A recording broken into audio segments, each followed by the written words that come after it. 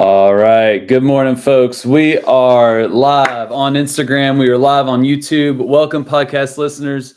You are listening or watching to the PT on Ice Daily Show brought to you by the Institute of Clinical Excellence. My name is Dustin Jones, one of the lead faculty within the Modern Management of the Older Adult Division. It is Wednesday, and we are going to be talking about all things older adults in the context of the flywheel effect. The flywheel effect is the topic of discussion. What is that? I'll get into that and how that may apply to your caseload, to your patients, to your work. Before we get into the goods, I want to mention MOA is rocking. Right now, we have Essential Foundations cohort is currently going on. Our next cohort is going to be October 12th.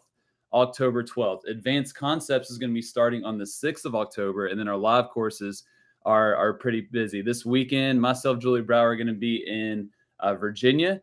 We still have some spots left there. The following weekend, the 24th of September, we're going to have folks in Kansas and Delaware. And then on October 15th, we're going to be in Alaska and Delaware. Sorry, Nebraska is the 24th. Kansas and Nebraska, and then Alaska and Delaware on the 15th of October. So lots of stuff going on. You can find all that at ptonice.com. But MMOA is likely going to be in your neck of the woods soon, and definitely in 2023. So be sure to see us out on the road. All right, Flywheel. I've been very excited to speak to this.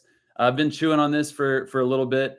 I think there's a lot we can learn from this flywheel effect. So if you have ever heard of or read the book Good to Great, very popular business book written by Jim Collins, really good read. Even if you don't own a business, there's a lot of things that you can learn from that book. One of the big themes in that book is the flywheel effect. The flywheel effect, and I'll just read this verbatim from the book, is the flywheel effect occurs when small wins accumulate over time, creating momentum that keeps your business going. The focus is on small wins that accumulate over time. So we're talking about these small wins that accumulate over time that build and build and build, that sends a business kind of off into orbit, where they may feel like they're grinding and grinding and grinding for a relatively long period of time. And then the wins, the victories, the growth continues to happen incrementally. And then you kind of zoom out and look, oh my gosh, this thing is taking off like a rocket ship. And it just has this momentum that can't be stopped. It can be stopped, but it is moving, and it's very difficult to slow down at that point. How does that apply to patient care, right? It applies to business, but I think it definitely applies to us in working with people. Now, the flywheel, let's go dig in a little bit more to the flywheel. So the flywheel, common mechanism used in, vehicles of all sorts, but the flywheel basically helps transfer force, right? The initial effort involved to really get that flywheel going is relatively high, right? To get a flywheel going, you got to give a lot of effort, and you got to give a lot of pushes, a lot of effort, and a lot of touch points initially. Then the momentum, the speed starts to build, right? And as that speed is building, you have to push less and less and less in terms of how often you may have to push, but then how hard you may have to push as well. So that effort goes down. The momentum continues to build, and you're transferring that force more efficiently. But in the first, it's very difficult. It's very challenging. There's a lot of effort to go into that. Now, what if instead of instead of momentum or speed, what if we replace that with patient goals, with victories, with things that our folks want to be able to achieve? And that's where I think we can apply some of these principles to the folks that we're working with. So let's go through 3 things that I want you all to think about that we may be able to learn from this flywheel effect. The first one is that concept of that initial effort needs to be high in terms of a high effort, and then those frequent pushes with the flywheel.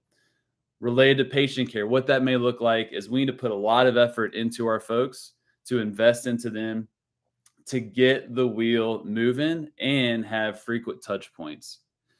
So what this can look like, and this is very well researched in the realm and more acute realm. So like acute care, home health, for example, is that what you're starting to see is that health outcomes for the patient typically are better if we are able to get involved quicker, right? Acute care, definitely. Home health, definitely. And not just us as PTs or rehab clinicians, OTs as well that are watching this podcast, but nurses, other members of the healthcare team. The more frequent the touch points we can have early on, especially in a rather acute situation, the better the health outcomes are. So what that looks like in home health, for example, is what we would call front loading visits. So someone gets home from the hospital and we're going to get nursing out super quick, right? PT may come that day for an eval. You may have OT the next day. You may have speech sprinkled in somewhere. We're getting folks out to that person's home quickly. And then we may have, 8 visits over a certain period of time. We may use a few of those within the first week or two with that individual based on the acuity of the situation, and that we know the more touch points we have, the better off this person's going to be. Why is that helpful? There's a few things, but the big thing is that we're able to have these touch points. We're able to get the ball rolling in the sense of encouraging this person to achieve whatever goal it is. For us, it's usually some type of physical performance goal. We're able to encourage them more often. We're able to help adjust and make minor adjustments along the way, right? Because how many times does this happen? You did your PT eval, you prescribe that home exercise program, and then you come back the next day and that person is absolutely miserable from muscle soreness. You may have worked them too hard, or the opposite, right? You may have prescribed something too easy. The increased touch points allows you to make these micro adjustments to make sure your plan of care is going to continue to be effective.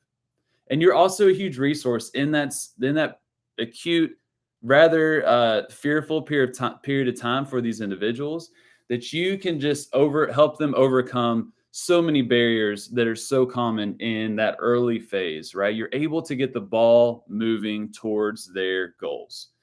This is important across the continuum, though. I mentioned acute care and home health, but wherever you are, when you first encounter that individual that is seeking your services, it may be more beneficial to get more frequent touch points initially to get the momentum going. Think about that. So lots of those touch points. Let's put a lot of effort on the front end to get the ball rolling, just like in the flywheel, just like with your patients. That's the first one. Getting the ball rolling, there's initial effort, increased frequency, increased touch points is going to be helpful. Number 2 is going to be establishing momentum. So we did the initial effort. We've got that flywheel move and that person's making progress towards their goals. We need to keep that going with continual pushes in the same direction. And this is where we can set ourselves up for success, or we can set ourselves up for failure. I think about this in the home health arena, in the sense of what functional measures I'm going to pick to demonstrate change and progress, right? Because it's very important that we're able to show change and value and get some of those early wins, those big morale boosts for this person to see, oh my gosh, I can actually get better at something. I can make progress, because so many folks don't experience that, especially in the context of the healthcare system. And I can be very selective with my outcome measures that are going to be able to demonstrate change. Now, I'm going to use some that may not demonstrate a lot of change, but are going to be very helpful clinically, but I'm definitely going to sprinkle in a couple that I know I can get a big change in a relatively short period of time. What are some of those, right? Think about these with some of your folks. How can you demonstrate quick change? In the home health arena, oftentimes it may be something like a 2-minute step test. You do that on day 1. Someone just came home from the hospital. They likely aren't going to be as inclined to push themselves too hard. They may not understand their true limits. So they may be very conservative on their first 2-minute step test. You could retest that thing on visit 2 for most individuals, but probably visit 3, visit 4, whatever. Do it relatively early on. Redo that 2-minute step test, and you will be shocked at how quickly folks can really improve in terms of that outcome measure.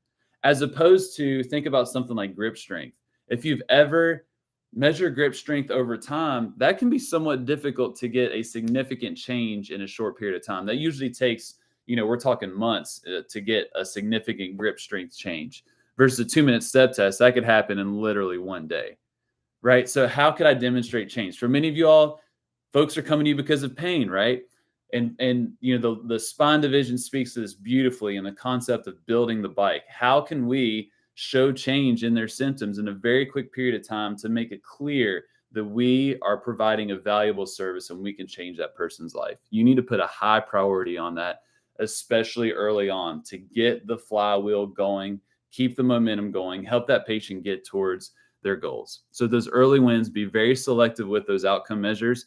In the realm of geriatrics, there are several that are relatively sensitive to change and others are not. So be very thoughtful of how you use those. All right. So one, establishing that initial effort, those frequent touch points, get the ball moving. Number two, continue to establish momentum by being able to show change, particularly through those outcome measures, like I mentioned. Then number three, we got to keep the wheel going. And this is the beautiful part. This is the fun part where the momentum is already established. That person has already achieved some of their goals. And we're just giving them little nudges on that flywheel for them to continue down that path of success.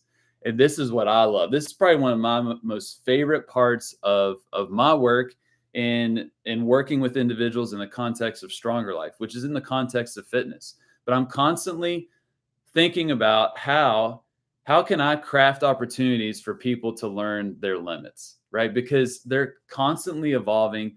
People typically are far more capable than what they perceive.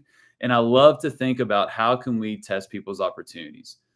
You can do this whatever the setting. It may be trying that new dumbbell weight, right? Or kettlebell weight or barbell weight in the clinic, where Doris has maybe been cruising around that 65-pound deadlift on the bar, that you give her the opportunity and you casually come up and drop a set of 5s or 10s on either side of the bar. Say, Doris, go ahead. You got this.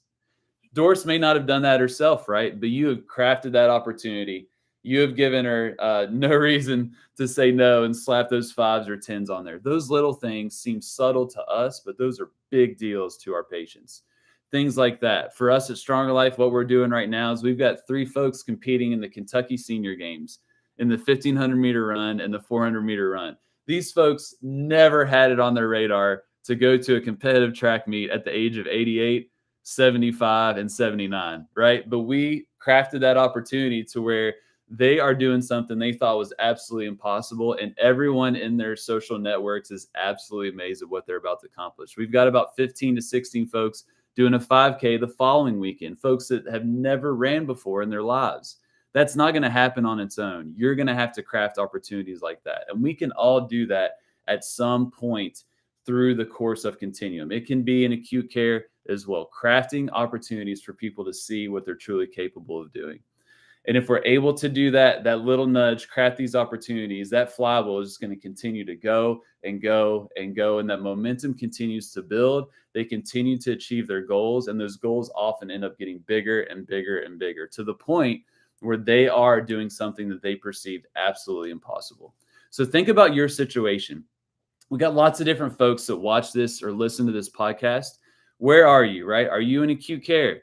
Are you in home health? Are you in a SNF? Are you an outpatient? Are you in the context of fitness? How can you get that flywheel moving quickly, right? How can you maybe increase that frequency of those touch points? How can you be very selective to get early wins, to be able to show change, to really get that momentum going on that flywheel? And then once that momentum's going, how can you continue to give little nudges in that right direction by crafting opportunities for folks to test their limits?